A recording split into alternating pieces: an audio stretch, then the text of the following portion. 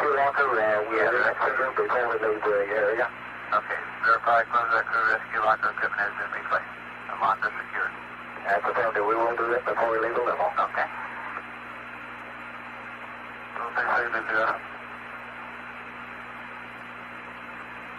OTC, did you?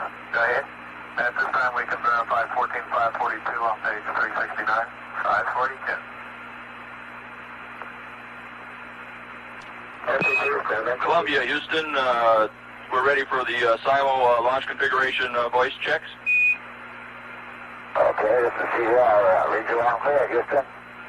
And CDR, this is Houston. I read you loud and clear. And Houston, this is the PLT with a short count coming at you, Simo. 1, 2, 3, 4, 5. How do you? CDR, Houston, the silo check sounds good, and going through the updates, there are no ADI Q card updates. There are no RTLS wind updates.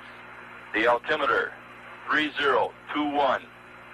And with a wind of 120 at 3 on the surface, we're looking at runway 15 unless updated by Joe. Okay. And we copy altimeter 3021. Roger, sounds good. We're done practicing. We'll see you in the air. Okay.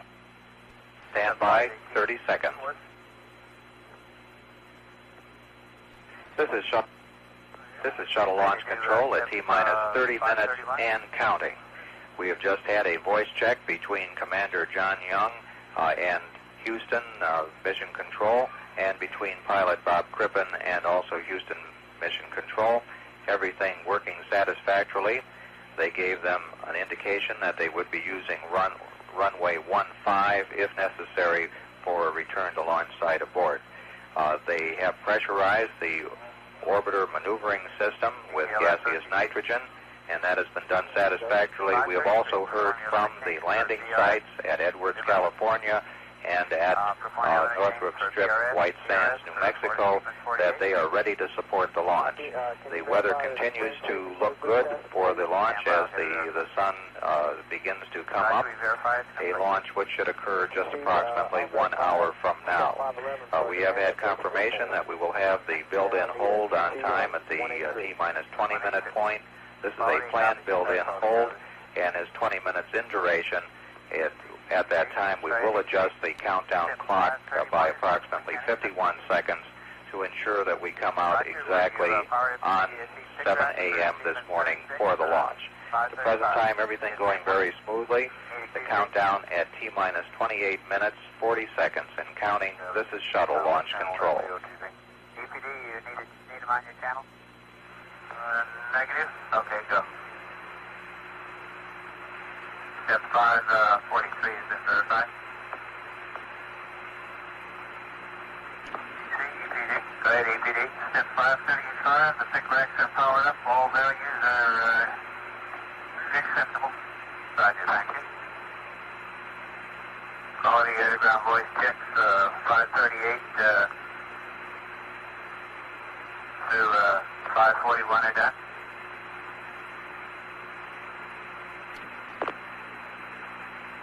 CTLS. Go ahead, man.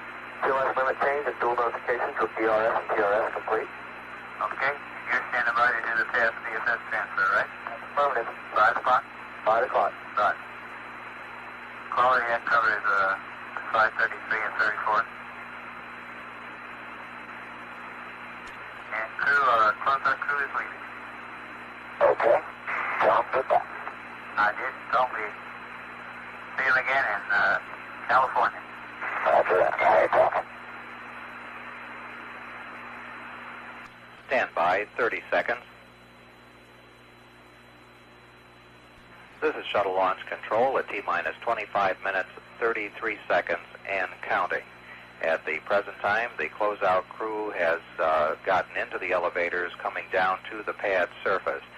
Just before they left the area, Launch Director George Page said, "Thanks for a job well done." They had the only real problem which has come up during the countdown to solve so far, and that was the problem with the breathing air feed to the crew. It was discovered that the problem was caused by a quick disconnect on one of the hoses, which was not quite in the proper position, at the time the crew was placed in their seats. That just had to be rotated slightly, and a pin which is in that, which indicates that it's working properly, popped out to the right position, and everything has been able to proceed. The elevators will be pressurized at the pad surface with the doors closed and the power switches off, and the NASA test conductor is asked to be notified when all personnel have cleared the impact limit line roadblock. At the present time, everything going along smoothly. We're about 4 minutes and 22 seconds away from the 20-minute build-in hold. That's the second to last one. We have one other build-in hold at the T-minus 9-minute point in the countdown. Just like last time. UCLA, copy. At the present time, we have heard from all of our various landing places and from the weather forecaster at the Cape Canaveral Air Force Station that everything is satisfactory for a liftoff at 7 a.m. this morning. They count at T-minus 23 minutes, 50 seconds and counting. This is Shuttle Launch Control. CCLOTC, it's on 212. You gotta let me know when you want to close the cabin vent valve. We're ready. You're ready now? Okay, John, you can close the vent valve. Okay, stand one. Stand by, 30 seconds. Okay, cabin vent valves and ISO vent valves are both closed. This is Shuttle Launch Control at 21 minutes, 42 seconds and counting. We're presently preparing to enter the planned 20-minute hold at the T-minus 20-minute point in the countdown.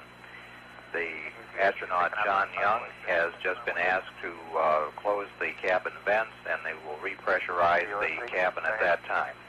The primary computer data is being transferred to the backup computer in order for both of them to have the same date. In case of a primary computer system failure, the backup computer will take over command of the shuttle during the launch period.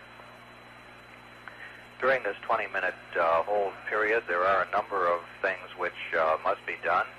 One of them will be to reset the clock, the countdown clock, and so you will see a movement of that of approximately 51 seconds in order to bring us out at a liftoff at exactly 7 a.m. this morning. The recorders that STS was using, and we're coming up on that particular hold at this time, about 39 seconds away from it.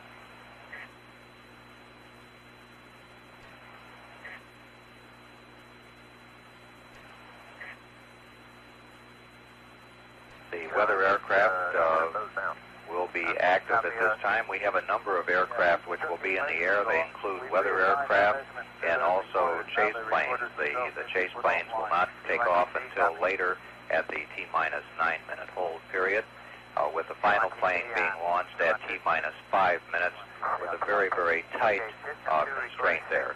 Coming up on the hold, T-minus 20 minutes and holding. Personnel on channel. We've had the announcement here in the control center that we're at T-minus 20 minutes and holding. For T-minus 20 minutes. And we'll have a number of things happen. Verification that the shuttle landing facility convoy preparations are ready. And we also will have another weather briefing to ensure that everything is go. But as it is now, we know of no problems which would prevent a liftoff on time at 7 a.m. this morning. The T-minus 20 minutes and holding. This is Shuttle Launch Control. Verify 587. COTC, we have that one.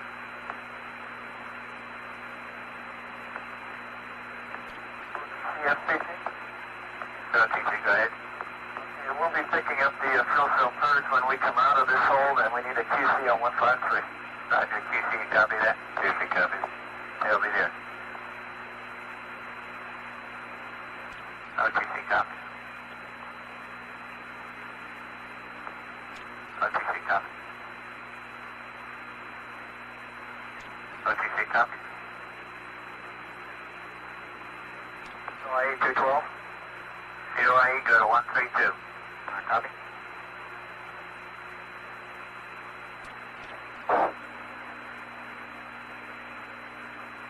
COIE 212. Roger. I can verify that the clock will pick up at 11:30 Zulu. Okay. Okay, UTC, NTD. Okay, we're doing the same thing as we did yesterday in the last 9 minutes of the count. I'll go over the highlights. At 9 minutes, I'll have JRPS. I'll give a call to JRPS and C1TC to start the printer plotters.